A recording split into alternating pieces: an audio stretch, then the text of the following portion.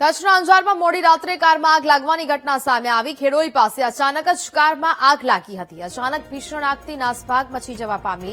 ભીષણ આગમાં કાર બળીને ખાખ થઈ છે। ફાયર વિભાગે આગ પર કાબુ મેળવ્યો છે। અચાનક જ આગ લાગતા અફરાતફરીનો માહોલ સર્જાયો હતો। ખેડોઈ પાસે આ ઘટના બની કે જ્યાં અચાનક જ કારમાં આગ લાગી હતી। આગમાં કાર બળીને ખાખ થયું હોવાનું સામે આવ્યું છે। ફાયર વિભાગ ઘટના સ્થળે પહોંચી આગ પર પાણીનો મારો ચલાવવામાં આવ્યો અને આગ પર કાબુ મેળવી લેવામાં આવ્યો છે।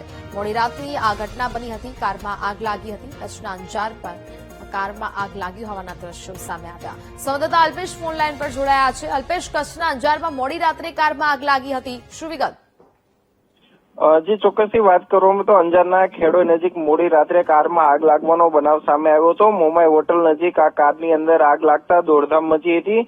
ઘટનાની જાણ થતાં પોલીસ અને ફાયર વિભાગની ટીમ ઘટના સ્થળે પહોંચીને આગ પર કાબુ મેળવી લેવામાં આવ્યો હતો। જો કે આગની ઘટનાની અંદર કાર છે તે સંપૂર્ણ બળીને ખાખ થઈ છે। જો કે આગ કયા કારણોસર લાગી હતી તેને લઈને હાલ ફાયર વિભાગ દ્વારા તપાસ શરૂ કરવામાં આવી છે। જી બિલકુલ અલ્પેશ, જાણકારી બદલ આભાર।